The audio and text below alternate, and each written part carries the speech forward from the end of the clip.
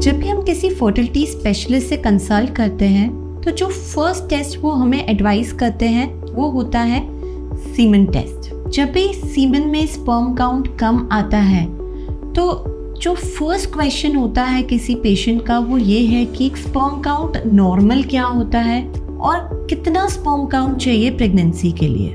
मैं हूँ doctor Priya Bilchandani, fertility specialist at Birla fertility and IVF in Delhi. And आज हम यही डिस्कस करेंगे कि प्रेगनेंसी के लिए कितना स्पर्म काउंट रिक्वायर्ड है। सो सबसे पहले लेट्स अंडरस्टैंड, एक एवरेज मेल एक एजैकुलेट में अराउंड 100 मिलियन स्पर्म्स रिलीज करता है और उनमें से 200 स्पर्म्स जो हैं वो एग तक पहुंचते हैं और कोई एक स्पर्म होता है जो एग को फर्टिलाइज करता है। लेकिन एक नेचुरल प्रेगनेंसी के लिए जो स्पर्म काउंट रिक्वायर्ड है वो है 15 मिलियन पर ml या एक एजैकुलेट में एटलीस्ट 39 मिलियन। अगर उससे कम है तो हम उसे लो स्पर्म काउंट कहते हैं। पर क्या सिर्फ नॉर्मल स्पर्म काउंट सफिशिएंट है प्रेगनेंसी के लिए? नहीं, स्पर्म की क्वालिटी भी मैटर करती है। स्पर्म क्वालिटी में सबसे इम्पॉर्टेंट है स्पर्म की मोटिलिटी। तो अगर स्पर्म एग तक पहुंचेगा ही नहीं तो प्रेगनेंसी पॉसिबल नहीं है। तो एटलीस्ट 40% स्पर्म्स जो हैं वो मोटाइल होने चाहिए। तो अगर 100 मिलियन स्पर्म्स है एजैकुलेट में तो एटलीस्ट 40 मिलियन स्पर्म्स जो हैं वो मोटाइल होने चाहिए। मोटिलिटी के अलावा जो एक और इम्पॉर्टेंट फैक्टर है वो है स्पर्म का शेप, जिसे हम कहते हैं हमारी लैंग्वेज में मॉर्फोलॉजी, स्पर्म मॉर्फोलॉजी। तो स्पर्म का एक पर्टिकुलर शेप होता है, एक टेल होती है, एक मिडिल पीस होता है, एक हेड होती है। टेल जो होती है वो रिस्पॉन्सिबल होती है मोटिलिटी के लिए। मिडिल पीस में होता है माइटोकॉन्ड्रिया जो उसे एनर्जी प्रोवाइड करता है और हेड में होता है उसका जेनेटिक मटेरियल। तो एटलीस्ट 4% स्पर्म्स जो हैं वो नॉर्मल शेप के होने चाहिए। तो जब भी आपको स्पर्म टेस्ट एडवाइस किया जाता है तो उसमें ये 3 मेजर क्राइटेरिया देखे जाते हैं कि काउंट कितना है, मोटिलिटी कैसी है और मॉर्फोलॉजी कैसी है।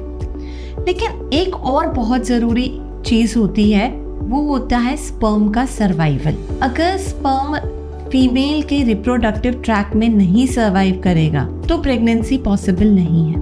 एवरेज एक स्पर्म जो है वो 5 डेज तक फीमेल के रिप्रोडक्टिव ट्रैक में सर्वाइव करता है। लेकिन अगर कोई DNA फ्रेगमेंटेशन है या कोई इन्फेक्शन है या फीमेल रिप्रोडक्टिव ट्रैक्ट में ऐसे कोई फैक्टर्स हैं जिसकी वजह से स्पर्म सर्वाइव नहीं कर पा रहा है तो वो भी एक रीज़न हो सकता है इनफर्टिलिटी का। सीमन एनालिसिस के बाद जो अगर स्पर्म काउंट कम आता है तो पेशेंट का सबसे इम्पोर्टेंट क्वेश्चन होता है कि हमारा स्पर्म काउंट कम क्यों है और इसको हम कैसे बढ़ा सकते हैं।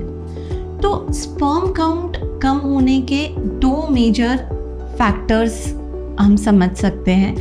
पहला तो होता है वो होता है इडियोपैथिक, मतलब कोई ठोस वजह नहीं है जिस वजह से स्पर्म काउंट कम आ रहा हो। कई बार पेशेंट्स ऐसे ही पूछते हैं कि दे डोंट स्मोक, वो अल्कोहल नहीं लेते, वो एकदम मेडिकली फिट हैं, बिल्कुल कोई रीज़न नहीं है जिस वजह से उनका स्पर्म काउंट कम हो। तो एक्चुअली मेडिकल साइंस के पास कई बार इस चीज़ का आंसर नहीं होता है कि जेन्युइनली उनका स्पर्म काउंट क्यों कम है। तो उसको हम कह देते हैं 50% केसेस में ये होता है कि इडियोपैथिक कॉज है फॉर लो स्पर्म काउंट।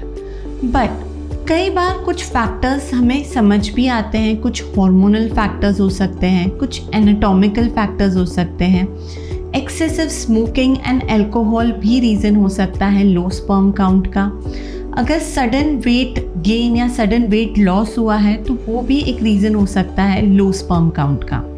उसके अलावा स्ट्रेस और पोल्यूशन भी कॉज हो सकते हैं लो स्पर्म काउंट के, क्योंकि ये सब फैक्टर्स जो होते हैं ये फ्री रेडिकल रिलीज करते हैं जो कि स्पर्म के DNA मटेरियल को डिस्ट्रॉय कर देते हैं और स्पर्म काउंट को लो कर देते हैं। तो नेक्स्ट पेशेंट्स यही पूछते हैं कि ये हम हमारा स्पर्म काउंट कैसे इम्प्रूव कर सकते हैं। तो तो सबसे पहले तो ये समझना होगा कि इररिस्पेक्टिव ऑफ एनी ट्रीटमेंट जो हम सबसे पहले रेकमेंड करते हैं वो है लाइफस्टाइल चेंजेस।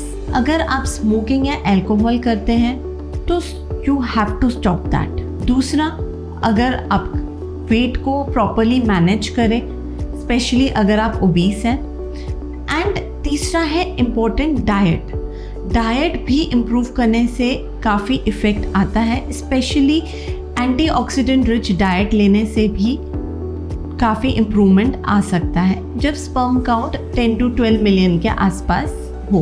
अब अगर हम स्पर्म काउंट इम्प्रूव करने के लिए मेडिकल ट्रीटमेंट के बारे में बात करते हैं तो सबसे इम्पॉर्टेंट होता है ट्रीटमेंट का ड्यूरेशन।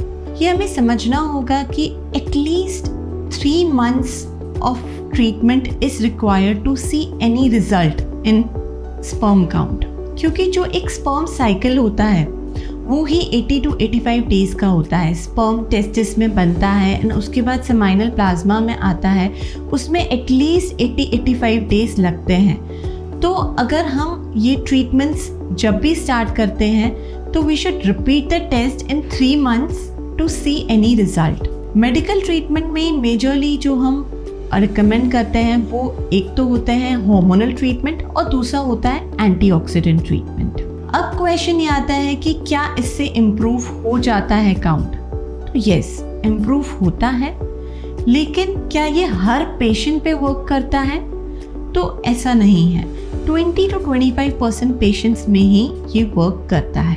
बट इसमें क्वेश्चन ये रखना है कि अगर आपका स्पर्म काउंट 5 मिलियन से कम है देन ये मेडिकल ट्रीटमेंट्स वर्क नहीं करते हैं, ना ही कोई अल्टरनेटिव ट्रीटमेंट वर्क करता है। उन केसेस में जो आपका बेस्ट ट्रीटमेंट होता है वो होता है IVF या ICSI। तो आप बिना टाइम वेस्ट किए अल्टरनेटिव थेरेपीज में आप अगर स्पर्म काउंट 5 मिलियन से भी कम है तो we should directly go for the treatment of IVF और ICSI। मेल इनफर्टिलिटी एक बहुत बड़ा टॉपिक है। आई एम श्योर आपको इससे रिलेटेड और भी क्वेश्चंस और डाउट्स होंगे। आप नीचे कमेंट कर सकते हैं या हमें विजिट कर सकते हैं Birla fertility and IVF Punjabi Bagh में। Thank you. Book a free consultation today.